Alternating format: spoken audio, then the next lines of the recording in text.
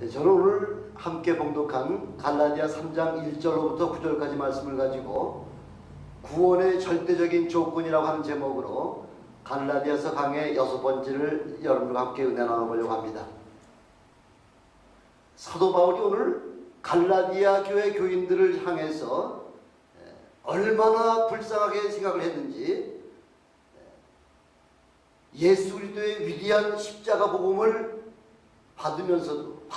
받았으면서도 다시 육신의 사람으로 돌아가려고 있는 그 모습을 보았기 때문에 사도 바울은 갈라디아 교회 교인들을 향해서 어리석도다 갈라디아 사람들아 하고 그렇게 지금 오늘 말씀을 시작하고 있습니다. 십자가의 엄청난 은혜를 체험하고도 아직까지 십자가의 도를 깨닫지 못하고 있기 때문입니다. 사도 바울이 뭐라고 말씀하고 있죠? 도대체 누가 너희를 꾀더냐 이렇게 말씀하고 있지 않습니까?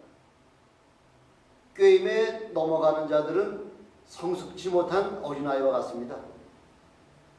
귀한 것과 천한 것을 구별하지 못하기 때문에 그런 자들을 지혜 없는 자들이라고 그렇게 이야기하시면서 그 갈라디아 교회 교인들을 향해서 얼마나 답답하고 어리석게 생각되는지를 그걸 사도 바울이 오늘 다시 한번 그렇게 외치고 있습니다. 옛날에 남아프리카 공화국에 다이아몬드가 처음 발견되었을 때 사람들은 다이아몬드 이 장사들을 통해서 그 다이아몬드 원석하고 사탕하고 서로 바꾸고 먹었다고 합니다. 그 남아공의 그 사람들의 눈에는 그것이 한 돌덩어리로밖에 보이지 않았지만은, 그러나 그 다이아몬드의 값어치를 아는 다이아몬드 상인들은 그것을 사탕과 더불어 이렇게 서로 바꾸면서 엄청난 부를 챙겼다고 하죠. 근데 이렇게 뒤늦게 그것이 그렇게 값지고 귀한 그 다이아몬드 원석이라는 것을 깨달았을 때에는 이미 모든 남아공화국의 그 모든 최강권과 모든 권리가 이미 외지인들의 손에 다 넘어가고 난 이후에 그걸 깨달았고 나니까 too late, 너무 늦었다는 거죠. 또 그건 또 그렇다 손치더라도 1947년도 사해바다 옆에 있는 쿰란 동굴에서는 파피루스가 발견이 되었습니다. 지금까지 인류가 발견한 성서 유물 가운데 가장 귀한 것으로 평가되는 양피지에 기록된 두루마리 사해 사본이죠. 한 목동이 잃어버린 그 양을 찾기 위해서 돌을 가져다가 사방에 지금 던지고 있죠. 혹시라도 그 돌에 그 양이 맞으면은 양의 소리가 들릴까봐 그 양의 소리를 음성을 들으려고 사방으로 돌을 던지고 있습니다. 근데 돌을 던지고 있는데 갑자기 땡그랑 하는 그런 어떤 그릇에 맞는 그런 소리를 이 목동이 들었다는 거죠. 그래서 그 소리 나는 쪽을 향해서 산에 올라가 봤더니 그곳에 동굴이 하나 있는데 그 동굴 안에 여러 개의 항아리들이 놓여 있는데 그 항아리 뚜껑을 열어보니까 그 안에 이런 두루마리 같은 것들이 좀 들어있어서 양은 찾지 못하고 그 두루마리를 꺼내 들고 내려와서 고물 장사에게 그냥 주었다는 거죠. 근데 그 양피지에 이사야서 1장부터 66장까지 이사야서 전체가 기록된 그 성경 사본이었다는 거죠. 그게 아마 그 값어치를 따지려면은 수천만 불, 수백억, 수천억을 가지고서도 그걸 살 수 없는 그런 값진 아주 엄청난 귀한 성경 사본을 나중에야 깨닫고 나서 그걸 찾으려고 했더니 이미 소유권이 여러 사람들의 손을 거쳐서 이미 남의 손에 들어가 있었기 때문에 뒤늦게 알아봤자 그게 무슨 소용이 있습니까? 이 역사적인 사건, 이 어마어마한 사건보다도 그것보다 사실은 더 귀중한 것이 있다고 할 것 같으면 오늘 하나님께서 우리에게 말씀하신 첫 번째 십자가의 그 놀라운 구원의 사건이라고 하는 것은 우리 인생에 있어서 그 다이아몬드의 그 값어치보다도 또 양피지에 기록된 이사야서 그 사회사건을 발견하는 것보다도 더 귀중한 것은 바로 십자가의 절대적인 구원의 사건, 바로 이 사건이야말로 우리 인생에 그것보다 더 귀중한 것이 없다는 것입니다. 바로 이 십자가는 나와 여러분들의 죄뿐 아니라 온 인류의 죄의 문제를 순식간에 해결해 주신 인류 최대의 복된 사건이 바로 십자가 사건입니다. 이렇게 예수 그리스도께서 십자가에 못 박혀 죽으신 것이 너희 앞에 밝히 보이거늘 그래도 깨닫지 못한다는 것이죠.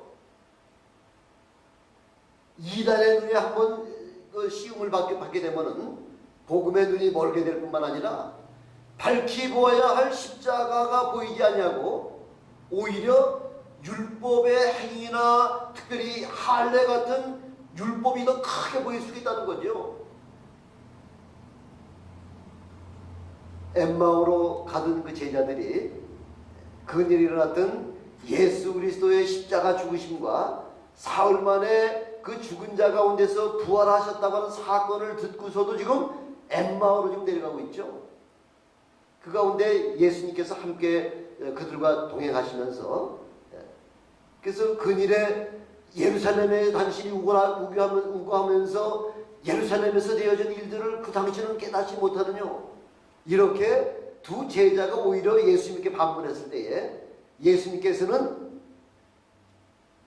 그 구약의 율법을 일일이 다 십자가에 죽으실 것과 다시 부활하실 사건을 십자가의 그 모든 사건을 구약의 예언의 말씀을 일일이 다 풀어가면서 설명해 주시면서 이 미련하고 선지자의 말을 더디 믿는 자들이여 하면서 그 제자들을 책망하시고 더 가시려고 하는 것 같이 하다가 그들이 그냥 만류하는 바람에 함께 들어가서 한 집에 들어가서 지금 식사를 앞에 놓고 우리 예수님께서 식사를 위해서 축사 기도를 하시고 난 다음에 저들의 눈이 비로소 밝아져서 바로 그분이 우리에게 구약의 말씀을 풀어서 설명하시던 바로 그분이 예수 그리스도인 것을 그제서야 깨닫고 예수님을 찾으려고 하니까 벌써 예수님은 이미 사라지고 난 이후에 그런 사건을 바라보면서 제자들이 급히 20일이나 되는 예루살렘으로 다시 돌아와서 그 예수 그리스도를 만난 사건을 지금 얘기하고 있지 않습니까?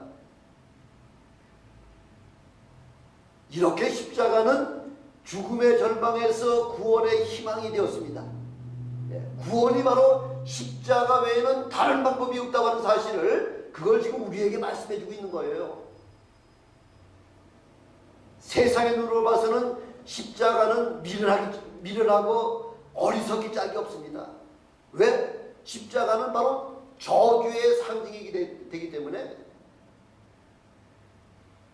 하나님은 이 미련한 방법을 통해서 인생들을 구원해 주시는 도구로 사용하셨다는 것입니다. 십자가가 어떠한 의미를 가지고 있습니까? 십자가는 바로 위로는 하나님을 사랑하고 좌우로는 내 이웃을 내 몸과 같이 사랑하라고 하는 그 주님의 절대적인 구약의 모든 율법의 완성이 바로 십자가를 통해서 그 사실을, 그 사건을 그 하나님의 사랑과 이웃사랑의 그 완성을 우리에게 보여주시는 바로 사건이 십자가 사건이 있죠. 그 중심에 예수 그리스도의 십자가가 사랑을 완성을 시켜주고 있습니다. 십자가는 하나님께 이르는 유일한 통로입니다. 그것뿐만 아니라 십자가는 천국문을 열 수 있는 바로 메스터키가 바로 십자가입니다. 아무도 감히 하나님 앞에 나갈 수가 없지 않습니까? 우리 인생은 죄인들이기 때문에 하나님 앞에 설 수가 없습니다. 그러나 이 십자가 때문에 하나님 앞에 가운데 나갈 수 있는 새롭고 사한 길을 열어주셨다고 지금 히브리서 10장 20절에 그렇게 우리에게 말씀을 선포하고 있지 않습니까? 십자가 위에서 우리 예수님께서 몸이 찢겨져 돌아가시는 그 순간에 하나님과 맡겼던 휘장이 위에서부터 아래까지 쫙 쪼개지면서 바로 하나님과 교제할 수 있는 바로 그 길을 우리 주님께서 십자가에서 열어주셨다는 것이죠. 그래서 십자가는 복음 중에 복음이요 구원의 절대적인 수단이 되었다고 하는 사실을 지금 우리에게 말씀을 해주고 계신 겁니다. 여러분, 십자가가 그 귀에나 여러 목걸이를 하기 위한 장식품으로 주신 거 아니에요. 바로 이 십자가가 주시는 그 엄청난 구원의 은혜를 체험하시고 그 구원의 은혜를 많은 사람들에게 증거하시는 여러분 되시길 주님의 이름으로 축원합니다. 두 번째, 오늘 우리에게 주시는 말씀은요, 성령은 구원의 절대적인 요소하고서 지금 2절에 그렇게 우리에게 말씀을 해주고 있죠.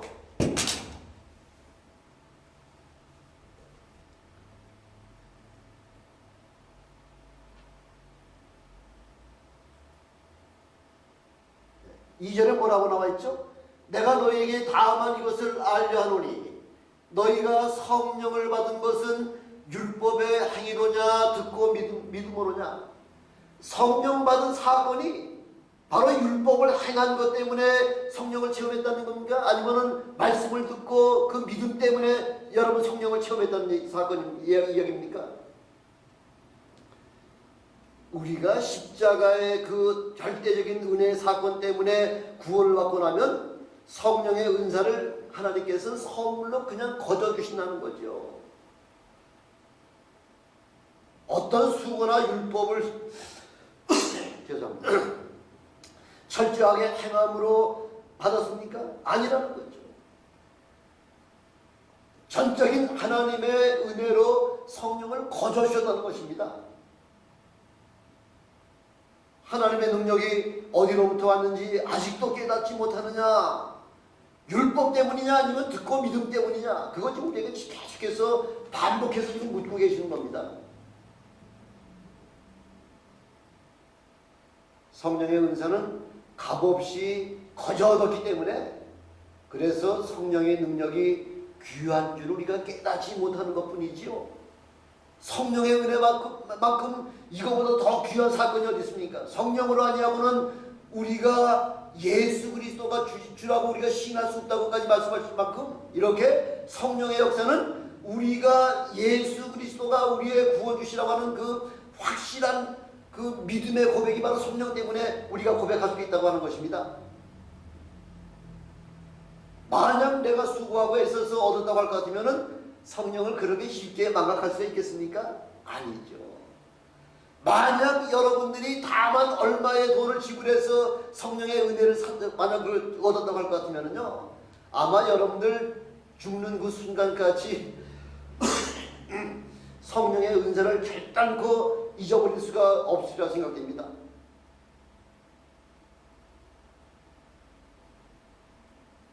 성령의 능력은 전적으로 믿고 드리면서부터 그렇게 거저주셨다는 것입니다.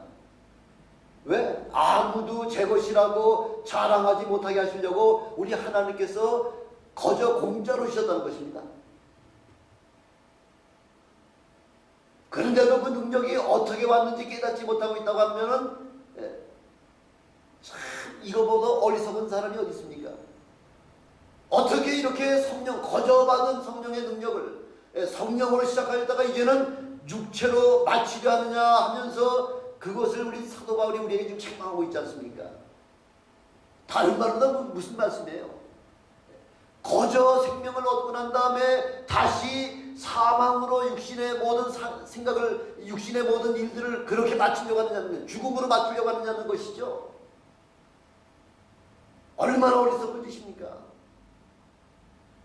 이렇게 어리석은 자들의 그 행위를 베드로후서 2장 22절에는 참 속담에 이르기를 개가 토하였던 것에 돌아가고 돼지가 씻었다가 더러운 구덩이에 도로 누웠다 하는 말이 저희에게 응하였다 이렇게 말씀하고 있지 않습니까?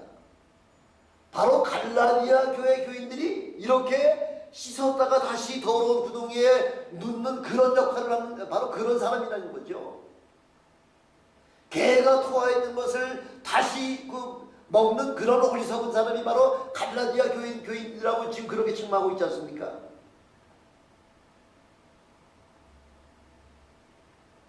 요즘 성도들을 보면은 열매가 없죠. 성령을 받고서도 성령의 감동이 없죠. 성령이 없으면 결국은 뭐예요? 그리스도의 아니라는 거죠. 그리스도인이. 성령이 얼마나 우리의 그 신앙생활에 중요한 것이라고 할까 하느냐면요. 성령은 우리가 감히 하나님 앞에 아뢰지 못하고 하나님 앞에 간구하지 못하는 그 기도까지라도 우리 성령께서는 말할 수 없는 탄식으로 우리를 위해 친히 우리의 구할 것과 우리의 간구할 것을 대신 간구해 주시는 분이 바로 성령 하나님이시라는 거죠. 성령 하나님은 우리를 거듭나게 하시고 우리를 하나님의 자녀가 되게 하시는 그 엄청난 특권을 우리 성령께서 우리에게 주시지 않고 있습니까? 율법 아래서는 아무도 하나님을 아버지라고 부를 수가 없습니다. 왜? 율법은 종의 영이기 때문에 종의 영을 받은 자는 하나님을 아버지라 부를 수가 없습니다. 그러나 성령을 통해서만이 우리가 양자영을 받았으므로 하나님을 아바 아버지라 그렇게 우리가 부를 수 있는 특권을 우리에게 주셨다는 것이지 않습니까?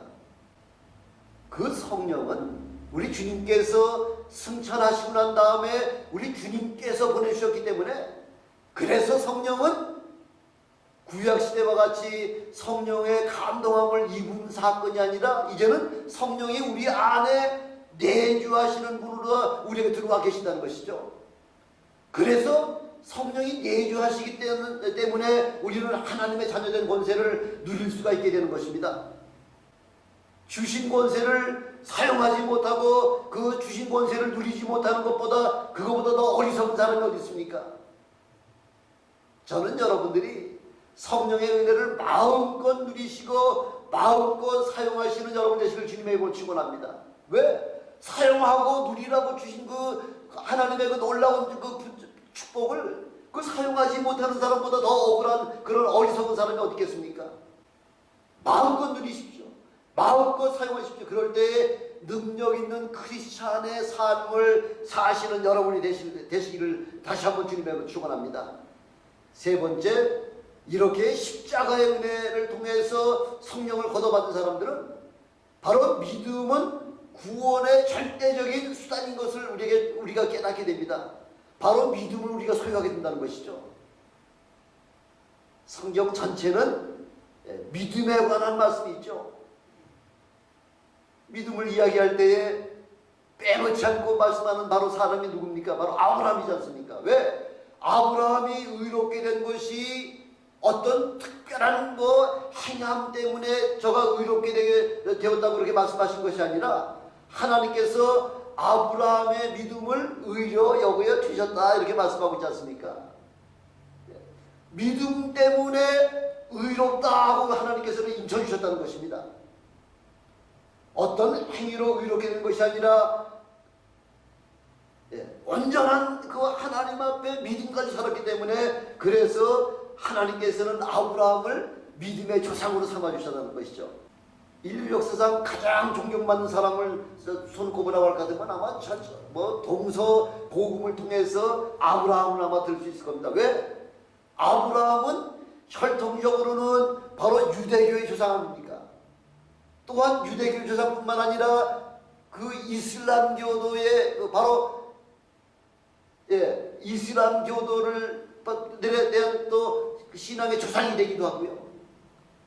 그뿐만 아니라 또한 우리 모든 믿는 자들의 영적인 조상이 되기 때문에 그래서 사실 그 아브라함 할 것 같으면은 유대교나 이슬람교나 기독교나 천주교를 망라하고 수많은 전 세계 인구의 거의 5분의 4분의 3 이상을 차지할 만큼 이렇게 많은 사람들의 조상이 되었기 때문에 그래서 아브라함은 모든 세상 사람들에게부터 추앙을 받는 그런 조상으로다가 생각을 하고 있습니다.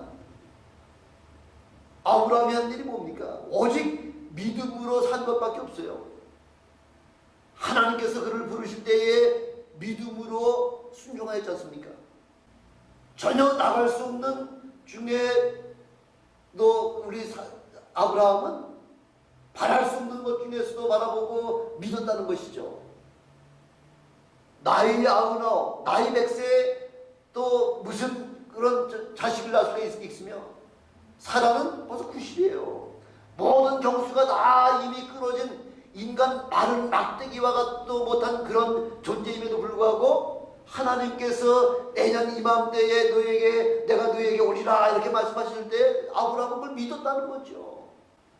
전혀 지금 눈으로 그런 근거가 나타나지 않음에도 불구하고 아브라함은 사라에게 이삭이 엄마 이렇게 불렀다는 거죠. 보지 못하는 것들 중에 벌써 바라보면서 그렇게 믿음으로 고백을 했다는 것입니다. 어떤 사람이 교만한 사람입니까? 하나님의 약속을 믿지 아니하거나 하나님의 말씀을 귀한 것으로 보지 아니하는 사람, 이런 사람이 교만한 사람들이죠. 믿음으로만 구원받고 믿으면 이룰 수 있다고 하는 그 사실을 보면서도 믿지 못하고 이미 우리 하나님께서 믿으면 은혜를 주시겠다고 약속을 해주시고 믿는 자들에게는 바로 영생의 축복을 주신다고 약속을 하셨음에도 불구하고 그 믿음이 뭔가 부족한 것 같이 생각했다는 거죠. 그래서 지금 뭔가 율법의 행위를 좀 행하고 또 우리 육신의 어떤 표시, 바로 할례를 행해야지만 구원을 받는다고 이렇게 생각했기 때문에 결국 그 사람들은 그 행함과 더불어 그 사람은 함께 멸망할 수밖에 없었다는 것입니다. 지난 시간에도 우리가 뭐라고 말씀했죠? 복음 이외에 다른 것이 첨가되는 것을 갖다가 뭐라고 말씀하고 있습니까? 다른 복음은 없나니 그건 이단이라고 말씀하고 있지 않습니까? 다른 것을 더 추가해서 구원을 얻는다고 할 것 같으면 결국은 구원받지 못할 뿐만 아니라 결국은 멸망이라는 것입니다. 기독교의 최고의 신비는 바로 믿음입니다. 그래서 히브리서 11장 1절에 보니까 믿음은 바라는 것들의 실상이요 보지 못하는 것들의 증거니 이로써 믿음의 선진들을 통하여 이미 우리에게 증거를 다 보여주셨다는 거죠. 아담 이후에 예수님에 이르기까지 믿음의 선진들 한두 사람의 사건을 기록한 것이 아니라 수많은 믿음의 사람들을 통해서 믿음의 결과를 이렇게 하나님께서 축복해 주셨다고 하는 사실을 우리에게 좀 분명하게 말씀하고 또 우리에게 그 기록을 히브리서 11장에 보면은 그 믿음의 선진들이 어떻게 해서 구원받았다고 하는 사실을 우리에게 자세하게 보여주고 계시지 않습니까? 주님께서도 뭐라고 말씀하고 계세요? 내 믿음대로 될지어다. 네가 어떻게 믿든지 간에 그 믿음대로 우리에게 이루어질지어다 하고 우리 주님께서는 우리에게 이미 선포하고 계시지 않습니까? 어떠한 믿음을 갖느냐에 따라서 우리는 그 성취가 되느냐 되지 않느냐 하는 것은 바로 내 자신에게 있다는 거예요. 내 자신의 믿음에 달려 있다는 것입니다. 응답받지 못한다고 하는 그 이유는 바로 우리가 믿음이 없기 때문에 응답받지 못한다는 것이죠. 오늘 7절에도 보니까 뭐라고 지금 말씀하고 있냐면요. 7절에도 보니까 그런즉 믿음으로 말미암은 자들은 아브라함의 아들이다 하고 이렇게 아들인 줄을 알지다 이렇게 말씀하고 있지 않습니까? 하나님께서는 아브라함에게 주셨던 바로 그 복은 그것으로 끝난 것이 아니라 믿는 모든 사람에게 지금도 동일하게 역사하시겠다고 하는 그 약속의 말씀이지 않습니까? 4,000년 전에 끝난 사건이 아니라 오늘 이 시간에도 우리가 지금 아브라함이 가졌던 믿음을 우리가 믿을 때에 우리에게 동일한 하나님의 은혜를 주신다는 약속의 말씀입니다. 믿음으로 사십시오. 믿음으로 사실 때에 바로 아브라함의 자손이 될 수 있을 뿐만 아니라 구원뿐만 아니라 기사와 이적과 그런 엄청난 그런 능력까지도 우리에게 거저 주신다. 우리가 체험할 수 있다고 하는 것을 우리에게 약속을 해주고 계시는 겁니다. 기왕에 예수 믿고 믿음의 반열에 들어섰으면은 아브라함이 누렸던 축복을 저와 여러분도 같이 누리셔야 되지 않겠습니까? 아브라함의 믿음은 어떤 믿음이에요? 로마서에도 보니까 아브라함은 없는 것을 있는 것 같이 부르시고 죽은 자를 산 자같이 찾는 바로 그런 믿음이 바로 아브라함의 믿음이라는 거죠. 그래서 오늘 구절에도 보니까 뭐라고 말씀이 나와 있냐면, 그러므로 믿음으로 말미암는 자는 믿음이 있는 아브라함과 함께 복을 받는다, 이렇게 말씀하고 있지 않습니까? 4,000년 전이나 지금이나 믿음은 동일하게 역사하신다는 거죠. 그것이 믿음의 자손들이 누리는 제일 최고의 특혜요 혜택이라는 것입니다. 바로 십자가의 도가 여러분들의 마음을 사로잡으시길 주님의 이름으로 축원합니다. 예, 십자가의 도가 바로 멸망받는 자들에게는 어리석은 것이지만 구원받을 우리들에게는 제일 최고의 하나님의 놀라운 축복이라는 거죠. 이렇게 십자가 도로 말미암아 우리가 하나님의 은혜에 관해 참여하면은 우리 하나님께서는 성령을 선물로 우리에게 주신다, 이렇게 말씀하고 있죠. 기왕에 믿을 바에는 성령 충만하게 믿으시기를 주님의 이름으로 축원합니다. 성령 충만해야 능력도 나오고요. 예, 주 예수 그리스도의 그 복음이 담대하게 선포될 수 있는 그 권세가 바로, 권세 있는 말씀이 바로 성령 충만함이 있다는 것입니다. 그래서 우리 주님도 믿음 없는 자가 지리지 말고 믿는 자가 되라, 이렇게 우리가 지금 그렇게 분부하고 계시지 않습니까? 믿음으로 구하면 하나님은 반드시 응답해 주십니다. 예, 하나님께서는 불치병이나 이런 불가능이 없으신 하나님이시지 않습니까? 하나님께서 무슨 불치병이 있고 하나님께 무슨 불가능이 있습니까? 문제는 믿음입니다. 어떠한 믿음을 우리가 소유하느냐에 따라서 우리 하나님께서는 우리의 믿음대로 여러가지 우리의 참으로 불치병이나 여러가지 불가능도 가능케 하시는 바로 그런 하나님이십니다. 믿으시길 주님의 이름으로 축원합니다. 예. 믿음의 결과를 통해서 하나님의 살아계심과 하나님의 전능하심을 마음껏 누리시고 마음껏 행하시는 여러분 되시기를 다시 한번 주님의 이름으로 축원합니다. 기도하시겠습니다.